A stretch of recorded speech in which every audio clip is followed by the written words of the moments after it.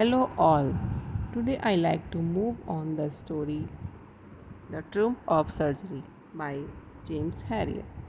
This is the story recounts the episode where the narrator, a veterinary surgeon, saves the life of a listless, dull dog, Tricky, by hospitalizing him to prevent him from being overfed by his wealthy owner, Mrs. Pumphrey.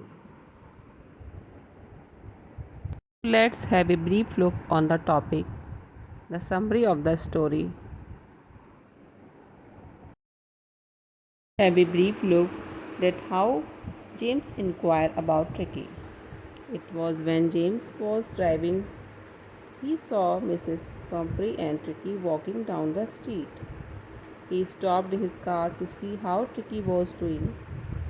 He looks very fat like a sausage and lacking energy.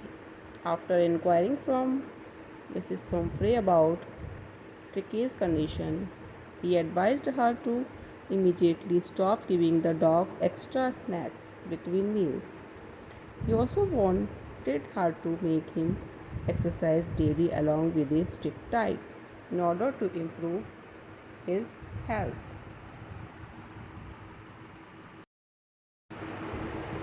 After that, Harriet received an expected call where Mrs. Pumphrey called James Harriet, the vet, as Tricky had refused to eat food.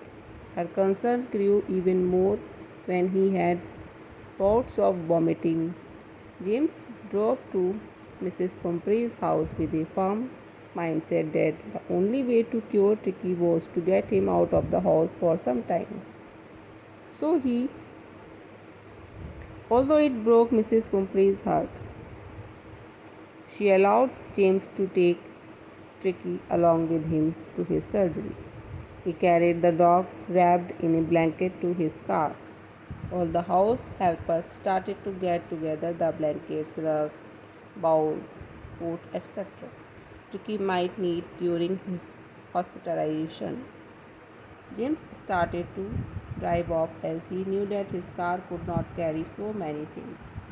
So all that Mrs. Humphreys managed to put were a few of his coats.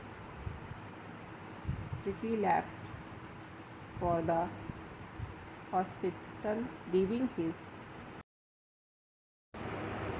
Here we see, look at how the Tricky's stay and recovery at the hospital. Tricky lay motionless on the bed that the vet made for him on the first day. He was put on a water diet for almost 2 days. Even the household dogs didn't bother him as he seemed uninterested in anything. After 2 days, he started responding a bit.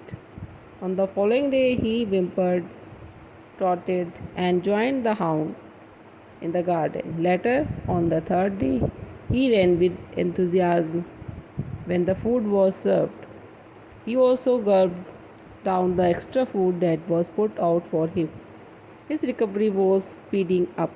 He had started running all day long and found joy in being bowled over and squashed. Now we see Mrs. Pumphrey used to phone the vet's clinic several times a day. She was keen to record his recovery and maintenance at short intervals.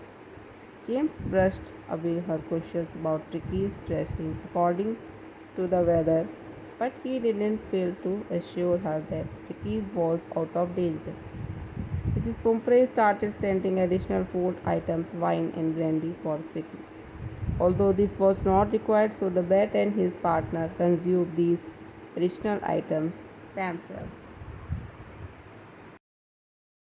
Now, after 2 weeks, James called up Mrs. Pumphrey to inform that Tricky was fit and could go home.